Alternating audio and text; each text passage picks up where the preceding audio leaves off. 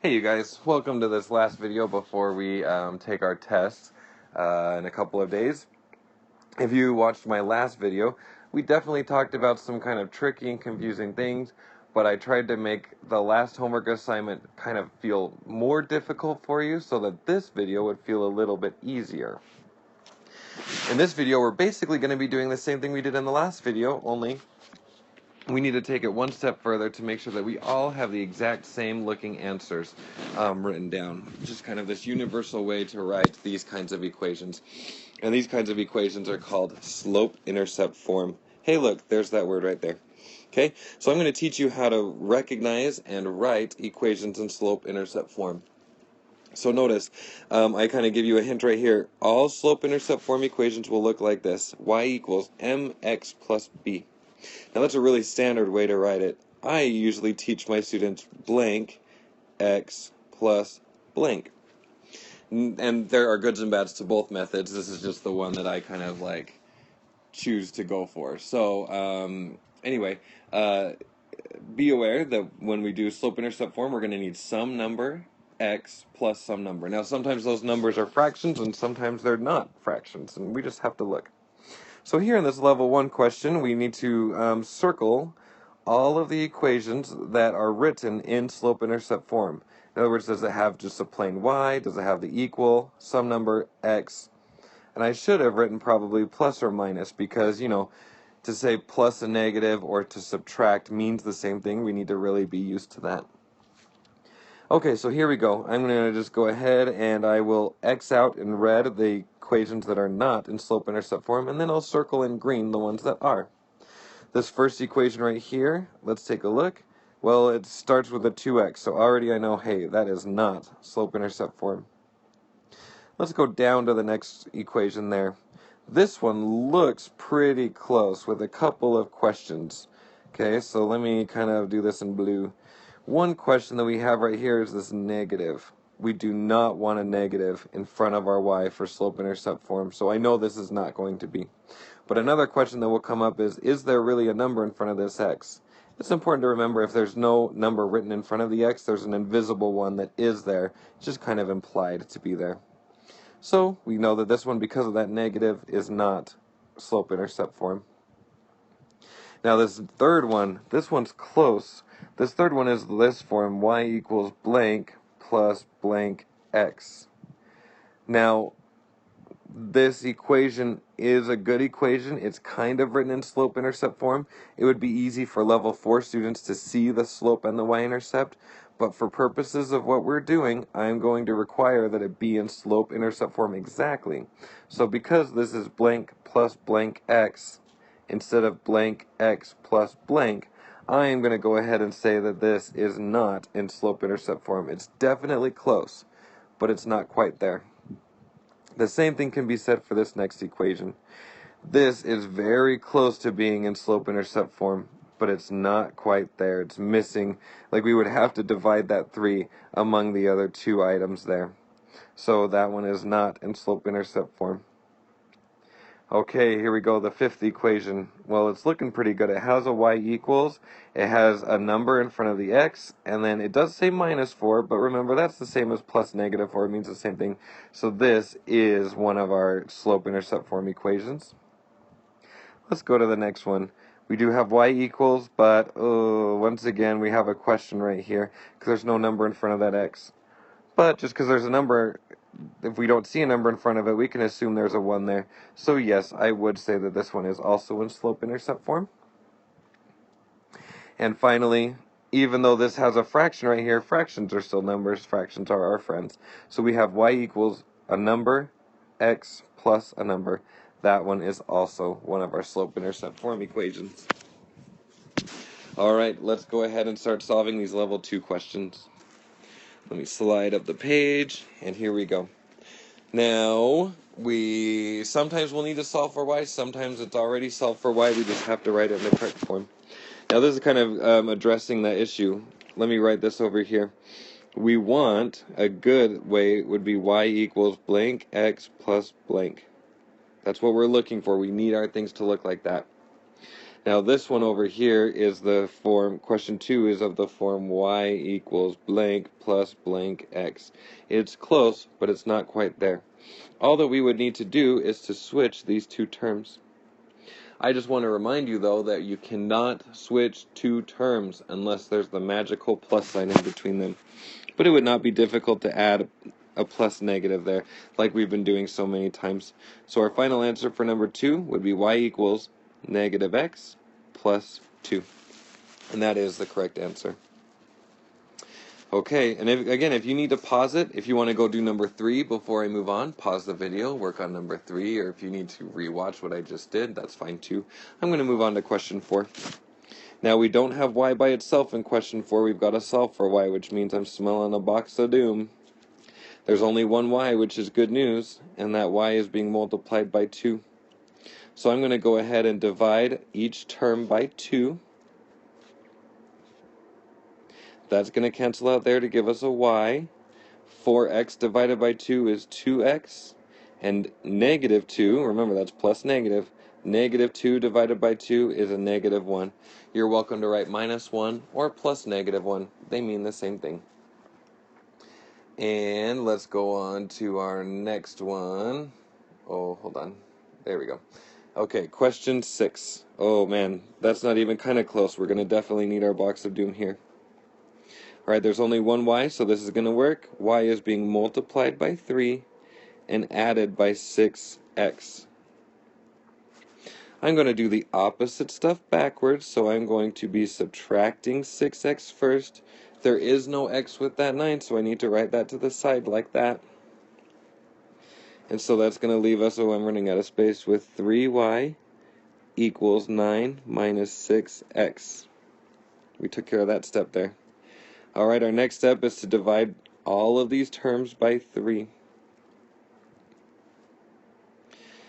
3y divided by 3 is just y. 9 divided by 3 is 3.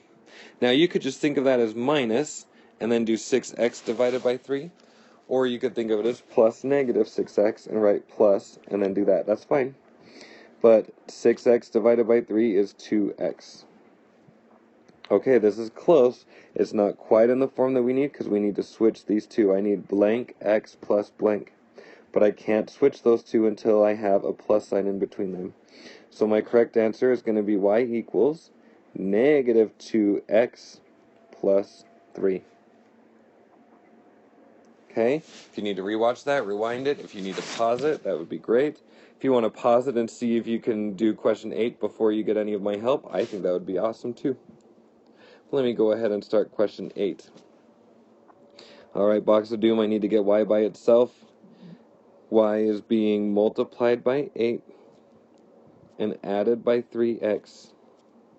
I am going to do the opposite steps backwards, which means I need to start by subtracting 3x from both sides. I'm going to put that on the side over here because the 8 didn't have an x associated with it. So that's going to leave us with 8y equals negative 8 minus 3x. Now, I just want to do something a little bit differently. You can continue the exact same way that I answered question 6. Some of you start to get a little bit comfortable in a good way, and you realize, okay, well, I have an x at the end of this equation here. I know that needs to switch. So for some people, they prefer to just make that switch before they do any dividing. So they would change that to say plus negative, because you can only move terms around if there are plus signs in between them. And so for some people, they prefer to start with 8y equals negative 3x plus negative 8. And then they would move on to the next step of dividing all of these terms by 8, which would give you y equals, ooh, this is going to be a little weird, negative 3x divided by 8 plus negative 8 divided by 8 is negative 1. One last little nitpick that we're going to need to follow, because this is slope-intercept form, is that negative 3 right here is going to give the x the boot. It's going to kick it off of the fraction. In slope-intercept form, fractions want to be alone, and they want x's next to them. So the acceptable final answer is y equals negative 3/8 x plus negative 1, or you could write minus 1. Either one would be acceptable. Alright, let's go ahead and go to the next page. and we're going to answer question 10 now. Well, question 10 is a little funky. This is slope-intercept form. Ugh. Okay, those parentheses are freaking me out. We don't see parentheses, and so I'm going to go ahead and get rid of them first. So to get rid of that, we're going to do our Santa hat trick. So we're going to have y minus 4 equals 3x plus 2. And we're going to do our box of doom. Y is being subtracted by 4, so I'm going to add 4 to both sides. Oh man, this one's turning out really easy for a level 3 question. Well, y equals 3x plus 6, but boy howdy, we've got blank x plus blank. That is the answer to question 10. Okay, let's come down to question 15 because this looks really crazy intense. Alright, question 15. Again, we need to get rid of those parentheses. They're stressing me out. So I'm going to distribute here. And this is going to be like a crazy Santa hat looking thing. That 4 needs to get multiplied into everything in that set of parentheses. So here we're going to have negative 2x. Oh man, this is stressing me out to see that minus sign. So I'm going to change that to say plus negative. And that's a little easier for me. Negative 2 times negative y, or negative 1y even, is going to be a positive 2y, because negative 2 times negative 1 is a positive 2, equals 4x plus 4y, and you could write plus negative 4 or minus 4. Either way, it doesn't matter. Alright, now, before we can do our box of doom stuff, I have two y's. I've got one here and one here that I need to take care of. Now, advanced students would be able to see that you could move the 4y. That would be, in some ways, an easier turn, and it'll make fewer steps. But, just to be consistent with things that I've said in past videos, to me, I compare the coefficients. I have a positive 2, I have a positive 2 and a positive 4, and I ask myself which one's smaller.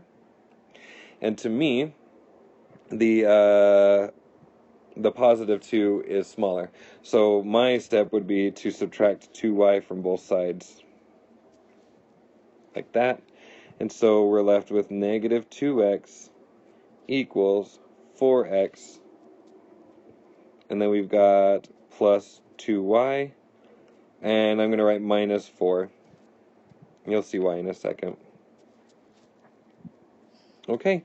Now, box of doom. Y is being multiplied by 2, added by 4x, and subtracted by 4. I'm going to go ahead and do opposite steps backwards. I'm going to run out of space here, I can already tell.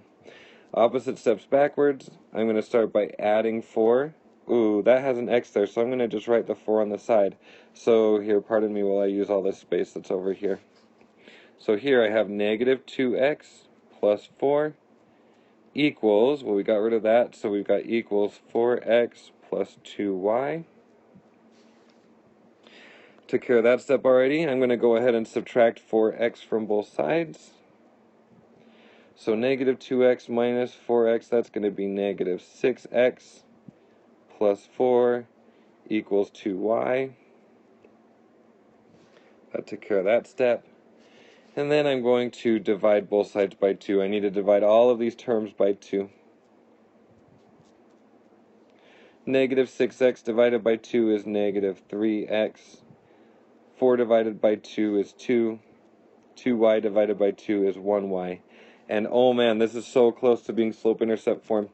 Kind of like with addition, like you can switch terms if there's a plus sign in between them.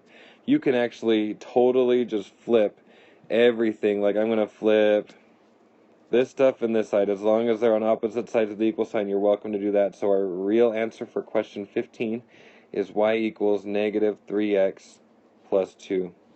And there's our final answer. Again, you could have gotten there in a couple of different ways, but this is the way that's most consistent with the things that I've talked about in previous videos.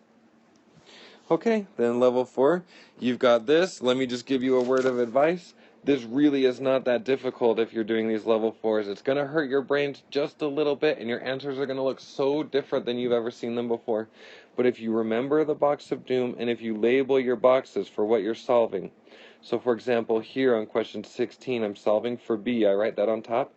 B is being multiplied by H, so you need to just do the opposite. Your answer is going to look so weird, but that's okay. Question 17. Oh my gosh, there are so many different ways that you could do that. If you wanted to bump the BH on top of the fraction and have it divided by 2 like that, that is totally fine. If you want to consider this multiplication through, that's fine. Either way, you're going to want to set up a box with H, because that's what you're solving for. And then you could just think about it. Well, H is being multiplied by B, and then it's being multiplied by 1/2. Or, for those of you that change this to be like this, BH divided by 2, then you could say, well, it's being multiplied by B and then being divided by 2 and solve it that way. That's fine too. Either way, those are some of your hints. And yeah, you can figure out the rest. My last hint is there's the letter pi. We're hardly going to talk about pi this year. It's a big 8th grade concept, and it will come up again in 10th grade. That's kind of why I threw it into this worksheet. But treat pi just like a letter. Don't do it any differently. So then when you do your, I mean, there's a couple of different things that you could do here, but you're solving for r. You could say that r is being multiplied by pi and multiplied by 2. I would almost even think that it's easier to say, hey, we have r, and it's being multiplied by 2 pi. That's fine too. Okay, I guess that's even true over here. You could say, hey, h is being multiplied by 1/2 b, or by b over 2. Either way, they're all equivalent. And if you want to understand better why those are equivalent, come see me during bear time or before school or after school. Okay, I hope this video has been helpful, and if you need to go back and retrace any steps to get ready for the test in a couple of days, I would recommend that. And I will see you guys again when we're doing Unit 3 on linear relationships. Alright, see ya.